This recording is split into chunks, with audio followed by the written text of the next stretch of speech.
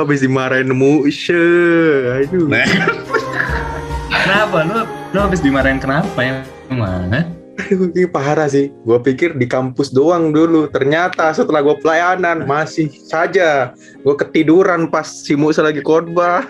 Tapi emang ntar kan itu banyak orang. Gimana lu bisa diketahui lu ketiduran? Emang lu duduk di mana? Lu duduk di depan emang? Hah? Enggak. Untungnya tuh gue duduk di belakang kan. Ini situasinya nih ya, sikornya nih kan lagi ibadah pemuda tuh. Ibadah onsite pertama tuh pemuda kan. Ya gue di belakang dong, ngawasin anak-anak sok-sokannya biar anak-anak yang di depan gitu. Cuman ya apa saja kali ya. Tapi emang lu dimarahinnya langsung dari mimbar gitu pas mau selesai khotbah? Oh kagak lah. Orang gue bersyukur banget sih Musa tuh nggak ngomong langsung di mimbar. Gue tuh baru diajak ngomong berdua selesai kebaktian. Jadi biasalah si Musa panggil, Niko sini dulu, saya mau ngomong katanya. Ya begitu. Oh syukur deh. Untung lu nggak dimarahin ya di depan anak-anak. Malu lu ntar dimarahin di depan anak-anak.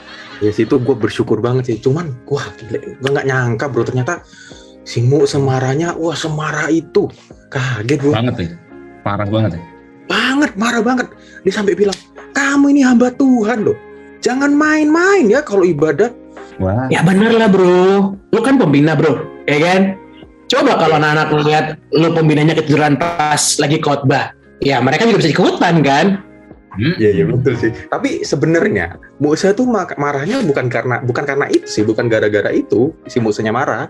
Lah, kenapa? Kenapa sih ini ngerasa tersinggung ya? Kayak harga diri diinjek-injek gitu. Pernah juga kayak gitu kan? Ya enggak lah, musuh mah enggak kayak gitu loh. Musuh gereja sebelah tuh mungkin. Iya. Aduh. Salah inget. Iya, bener. Sorry. Khotbahnya sama-sama boring waktu itu. Jadi kirain bukan. Sorry. Enggak. Bukan karena Musa ini merasa harga dirinya dijeng-jeng, enggak. Jadi ceritanya tuh gini, gua kan ngantuk banget ya waktu itu. Udah berusaha banget tuh gua tahan setahan-tahannya.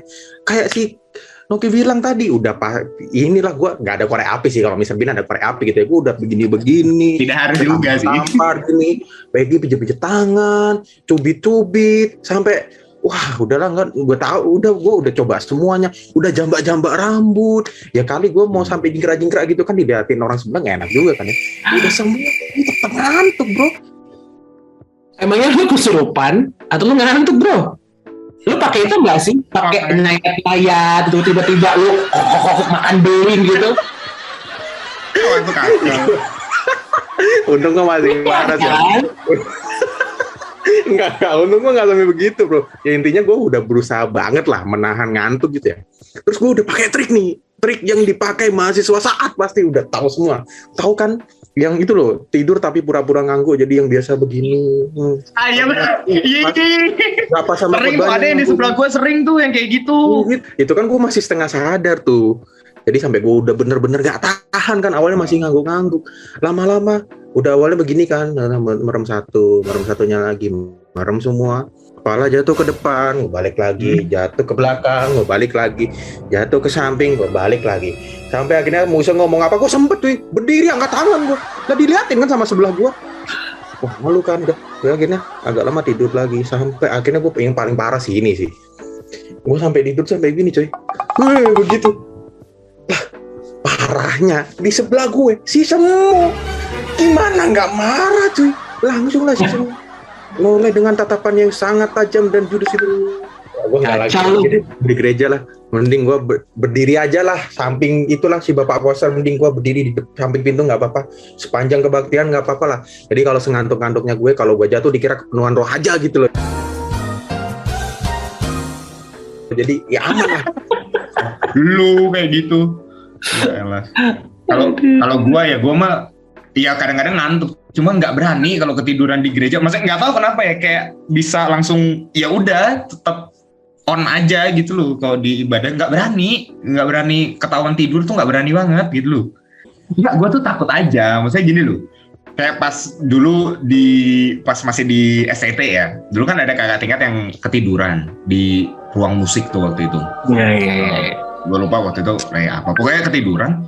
Tiba-tiba ya sekarang udah di luar negeri, terakhir di Singapura kalau nggak salah. Terus ada yang pernah ketiduran di perpus, sekarang udah di Jerman. Nah, gue takutnya apa? Waktu ketahuan ketiduran di gereja, ya tiba-tiba udah di rumah bapak, kan mati juga. Bahaya, bro. Ikhlas, bro. Berarti lu menikmati udah Tuhan banget ya. Waduh, kusyuk banget. Gue kalau udah ketiduran gitu, gue tuh juga kadang-kadang, mungkin ini juga ya, gue tuh mikir, karena kalau ketiduran itu kan bahaya juga ya, apalagi kalau pelayanan, sampai yang ketiduran artinya tuh nggak ngelihat keadaan pelayanan kita tuh gimana gitu loh. Nah itu yang bikin gue tuh takut juga jadinya, makanya sebisa mungkin tuh harus on, biar tetap berjaga-jaga gitu loh. Iya sih bener ya, jangan sampai malah terlalu nyaman nih, terlalu nyaman sama keadaan sampai lupa tugas nih kita jangan. Bener, apalagi kan banyak yang bisa ngedistract kita kan, ya banyak lah, kita udah tahu beberapa dari teman-teman kita juga gara-gara duit lah, gara-gara percintaan, bahkan gara-gara kekuasaan, dia juga gitu, ngerasa wah ini aku udah lama di tempat ini gitu. Bahkan ada yang ngerasa udah ini zona nyaman. Nah itu jadinya tuh kayak males pelayanan gitu loh. Ya gue setuju sih, ladang itu udah menguning cuy. Banyak banget yang harus kita segera kerjakan, harus kita segera tuai gitu kan ya. Kalau kita masih aja, ya kita masih sibuk dengan ngurusin hal-hal yang gak penting ya, kasian juga sih ya, lama-lama itu ladang busuk gitu kan. Kuning, iya, udah ranum, cantik.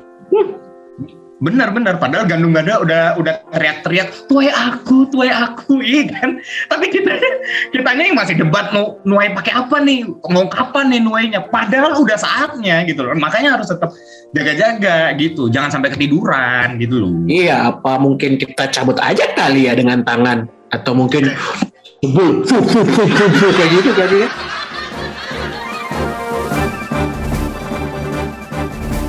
Lihatlah ladang sudah membusuk, telah siap dibakar. Siapa yang mengabaikannya, yang malas bekerja? Ini aku ampuni, oh Tuhan, menjadi penalumu. Rasa bisa tanpa rohmu, anggap berdaya sendiri.